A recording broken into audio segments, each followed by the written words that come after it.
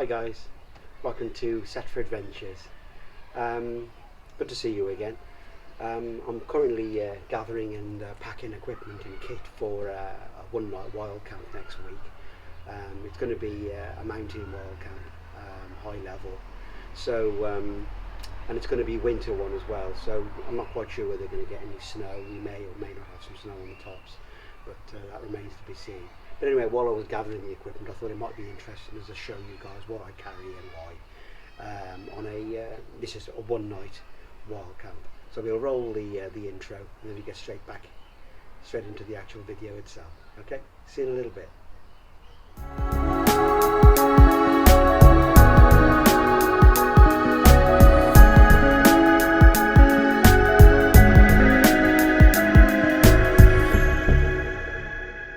Okay, welcome back. First of all, I get the auxiliary kit out of the way, the stuff I take with me to record the adventure. And for me, it's pretty simple, really. I operate off an Apple iPhone SE. I take a little mini tripod with me. This is all out of shot, unfortunately, for you guys. But 3 power banks, a 10,000 milliamp hour, and a couple of small ones, plus a lead, of course. And I usually stow some of that, but most importantly, I stow my little tripod in my little running bag, which I just swing around my waist. So everything I need then is to hand. My phone is in there, the little tripod, small power pack, and the lead, so I can then record the adventures for you guys. So with that out of the way, we get into the main point of the video, what's in the actual rucksack itself. So initially, a pair of gaiters. Now obviously again I've donned these once we arrive at the mountain itself, before we start off. I wouldn't wear them sort of kicking around in garages and on the way, there's no need. So anyway, yeah, so a pair of gaiters, keep your bottoms your trousers dry, and also in the summer I find them very, very useful to keep in your legs a little bit less scratched and etc. from thorn and briar. So yeah, pair of gaiters I think are useful but a kill. Now, stowed on the back here I've got 2 walking poles and an ice axe.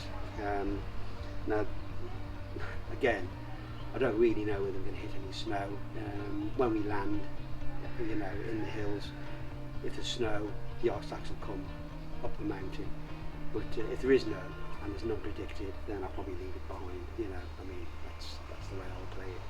But definitely 2 walking poles coming along, so they're stowed on the back at the moment. Obviously, puffer jacket, which again, depending how cold the day is, you may start the hike in the puffer jacket, but you know what it's like. As soon as you get underway, you get warm. And we'll drop this and I'll just stow it under the flap. So I'll just put that down to one side. Same as a hoodie. I'll probably wear a hoodie because I can unzip it. Gives you lots of options really. Hoodie on, zipped up, hoodie on, unzipped, and then eventually you can drop it off totally. And again, I'll just wrap it in the puffer, shove it under the flap of the backpack. So what should we do first? We'll do this side pocket. Now for me, this is my rations basically. So I've got my tin mug. There it is. There's me, Simon. And I've got some big rolls. That'll be like kind of a combination of trail food, and also have a few after the main meal in the evening. Food of the gods. Well recommended. Getting straight into trail food now. We've got some plain flapjacks, which I love. Just a munching on as you're hiking. Lots and lots of 3-in-1 coffee. You can get away without coffee or a brew. Some sweeteners. Porridge, of course, and more coffee. The evening meal is going to be pasta bolognese. This is a dehydrated meal from Decathlon. I've tried these before. They're pretty good actually. Plenty of protein, plenty of calories, and light as a feather. So anyway, that's the basis of my rations for the mother porridge for the camp. Okay, I'll spin around the other side, and basically all that's in here is 1.5 litres of water. Now I tend to use these squash bottles myself. You can just use them for once or twice and discard them. It also enables me to sort of reuse something rather than having a bought water bottle, and frankly it just fits in the pocket. This is a Mountain Warehouse Tall 65. It's not the biggest pack in the world, and space is always a consideration, but it just so happens that these 1.5 litre water bottles fit perfectly in the side pocket. So that's what I use, 1.5 litre pop bottle, wash it out, fresh water, and that's ready to go. And that will probably, in the winter, that will probably see me through the whole camp. I also have a small 1/2 litre bottle I sling on the shoulder strap for me just to have a sip as you're hiking, to say drop in the bag and getting that out. But this is mainly for breakfast and tea really. So yeah, okay. Throw that down there. Let's crack into the pack. Just under the lid. The cook system, which for me is 2 mess tins. These are all British Army mess tins, and aluminium, so they're quite light, but a devil to clean. I'm sure a lot of guys out there and gals know exactly what I'm talking about. So that's the big one. They nest, and then I usually just wrap them in a little bit of cloth just to keep the noise down and to stop the cook system inside getting damaged. I've got a lighter in there, a little burner, and of course a small 100-gram. This is a propane gas tank for the burner. So what I tend to do is I've got a big one, a big 500-gram, and I tend to use that to refill this. So I take this on the overnight camp, and obviously when I return then I'll refill it if it needs to from the big one. So it saves a little bit of money, so something I've got to do it, and again it just keeps the cost down really. And I don't want to be carrying a big gas tank in a relatively small backpack. I don't need the weight and I ain't got the space anyway. So yeah, so that's the cook system. Put it on the side. And then what I've got here, the waterproofs. I've got them wrapped, so obviously once they're wet I can put them in the bag and it doesn't stops everything else from getting wet. So that's on the top there when I need them. It's undoubtedly going to rain, so waterproofs. Put them on the side.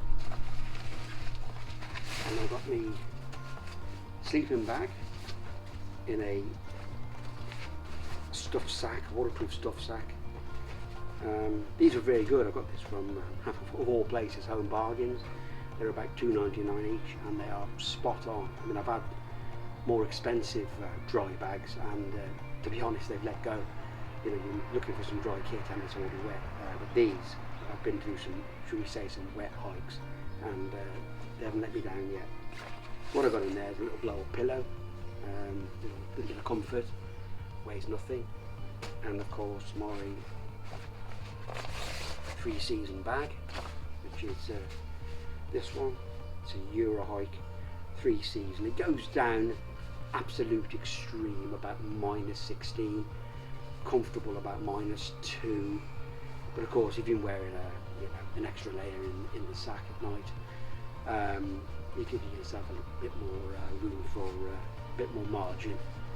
But I've never been cold in it, and I've done quite a few winter camps. So anyway, yeah, there it is. The good thing about it is it's quite small as well. It's in a little stuff sack and it shrinks down really small. So for such a good rated sleeping bag, it's a pretty small size really. So okay, so that's the sleep system, or part of it. Now we get to the tent. This is always my bayonet. Now this is the Van Gogh Force 10 Mark III. Now it isn't the lightest tent by modern standards, but to be honest the weight isn't too bad. I mean, it's a huge tent for one person, and massively got loads of room for 2. You could even get 3 in there if you really had, if you were stuck. It's I mean, Van Gogh Falls tents are an epic tent. The thing I find about them though is it's bulky. It's a bulky tent. When it's folded down, it's big. There's not really any way of shrinking it really. But I like the Van Gogh Falls tent. I like the room it gives me. You've got a little awning at the end. You can sit up in the tent, and of course, no matter what Mother Nature throws at it, this will survive really. So it's old school technology, and I guess because of that, you've got to put up with the added weight and of course the bulkiness of it. But it effectively takes up about 90% of the backpack. But there you go. I wouldn't go camping without one. Van Gogh Falls tent Mark III. That's that. And what I've got at the bottom here. What I'll do is I'll take out the other part of the food system, obviously mat. Again, this is a kind of bit of charmy, what do you call it, a foam sleeping mat. It's nice and wide, which I like, so you don't roll off onto a cold patch. And it's nice and thick. It's thicker than the ones you can buy from a lot of camp shops. So it's quite thick, quite wide. Doesn't weigh a great deal. And I basically use it as a liner for the backpack, so if things get wet, this can help to protect, keep the tent dry and sleeping bag dry. It's all about keeping things as dry as we can, and it also stops things sticking in your back as well. Because obviously you've got this inch of rubber protecting your back from whatever might be sticking in it, which might be a tent pole, or depending how you pack your tent, you might have a water bottle in there or something like that, or a cook system. So I've always done this, but yeah, it's pretty good. Again, you absolutely definitely need that, because in the summer you don't want to be camping on stones and rocks, and in the winter you need the insulation without a shadow of a doubt, particularly the higher you go, the colder it gets, as you know. So okay, we get into the bottom of the bag now. Waterproof gloves. Now I can access these from the bottom of the pack. You have got a bottom entry there. So waterproof gloves to augment woolly gloves, which are in the pocket of the puffer jacket. So definitely need them. I don't know about you guys, but I suffer from really cold hands, and if my hands get cold they don't work. So I always usually carry 2 or 3 pairs of gloves. So if they do get wet and damp, I can just swap them out, and then I can just wrap them up and sling them under the lid of the pack, and then carry on then with a drier pair. But these waterproof ones are pretty good actually, so they don't wet out unless it's absolutely teeming down of rain, and obviously then they will let go. But up to now they've been fine. That's it now. And last but not least, we've got obviously a survival bag. If you absolutely hit torrential, once in 100 year conditions on the mountains, we've got the survival bag. Have to carry that. Again, it's windproof and waterproof. It's effectively a big bright orange plastic bag. But if everything gets destroyed, you've still got that. So survival bag. And I've got a complete set of dry clothes as well. So it's a complete set. Underwear, t-shirt, spare trousers, etc., and a spare thin knit. So if I need to do a complete change, if I'm absolutely sodden and you're starting to chill down, then I can get out of the weather the best you can. Get a dry set of clothes on. So yeah, complete set of dry clothes. And that is the lot. I'm just going to briefly go through what I call the ditty bag. This is stuff I always carry, that lives in the top where it can be easily reached. So obviously we've got compass and a map of the area, usually an ordnance survey map. That always comes with me. Head torch, spare lace for the boots, lighter, flint and steel, because any bit of wind these won't work. If they get wet they won't work. This does. So flint and steel, absolute necessity I believe. If you're going to be doing anything other than campsite camping in the summer.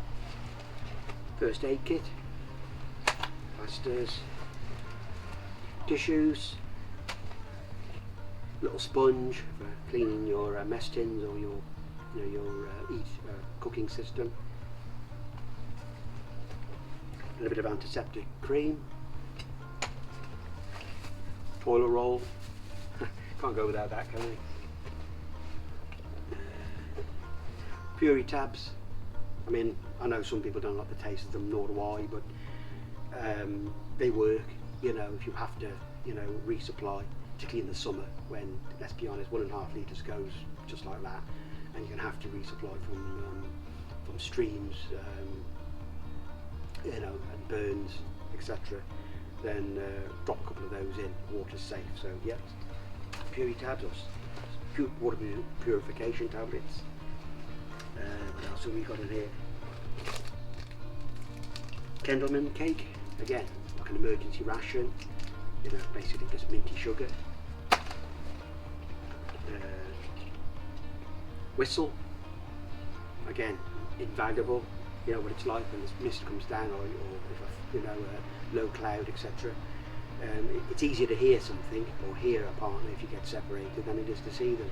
But quick toot on the whistle, and you know, you can get a location of a team member that's drifted off, shouldn't have done, or of course it can be used as an emergency, just like the emergency bag, you know, so that you can raise help and tell help when it's coming where you are. So yeah, emergency whistle.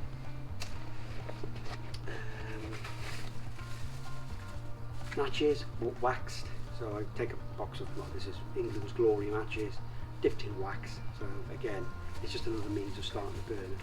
If you know, pardon my French, if shit hits the fan. So yeah, wax matches. Another lead, a spare lead for charging the phone, or charging the power packs if you've got access to power, you know. So yeah, spare lead. Ballpoint pen, and I've wrapped a little bit of duct tape around it. You never know, duct tape's always handy. You've got to split in the tent or something, or the backpack's got to rip. You know, I've got about 1.5 meters of duct tape wrapped around the ballpoint pen, so that's in there as well. And that's about it really. I've got a few more sweeteners, I've got a few paracetamol, and spare batteries for the head torch. So yeah, don't go without them, because obviously during winter camp or camping like this is going to be, you know, you're going to be hiking for 6 hours and you're going to be in the tent for 18, and probably, you know, 8 of them are going to be, you're going to be awake. So you need a little bit of light. So the headlamp is not only for you when you're underway, when you're actually hiking, you know, moving through the mountains, but it's also of course used for when you're cooking and hanging up in the centre of the tent for when you're just chilling out in the tent really. Yeah, there we are really. So okay, then that kind of wraps it up really. Anyway, I hope you've enjoyed it, I hope you find it useful. This is the kit I carry again for one night, and effectively it's exactly the same kit I'd carry for 2 or 3 nights in the mountains if you were doing a 3-night through hike or something. The only difference would be obviously replenishing water as you go, and obviously I would carry a few more rations, but in terms of the kit it's exactly the same. It's a tall 65 litre, it is a tight squeeze, probably not helped by the Van Gogh Force 10, it's a big bulky tent, you know, but it all goes in, you know, you've got to kind of know where everything's got to go. It's a bit like a jigsaw puzzle, it fits, but only just. If you want a little bit more room and you want to operate with a Van Gogh Force 10, I suggest probably get a slightly bigger backpack, but you know, nevertheless it all fits in. But okay then, well, I'll leave it there. I don't want to be making the video too long. Hope you've enjoyed it. I'm looking forward to the wild camp. Looking forward perhaps to a little bit of snow on the tops actually. I know there's been a lot of snow in the Lake District down in Scotland and the Highlands, so we're going to Wales. I know Snowdonia's got a lot of snow on the high peaks, but we'll see where we're going. I won't mention where it is, it's a bit of a surprise, so you know, look forward to that video probably after this one. But right then, I'm going to get on, repack the backpack, and I look forward to seeing you in the next video. So stay safe, bye for now.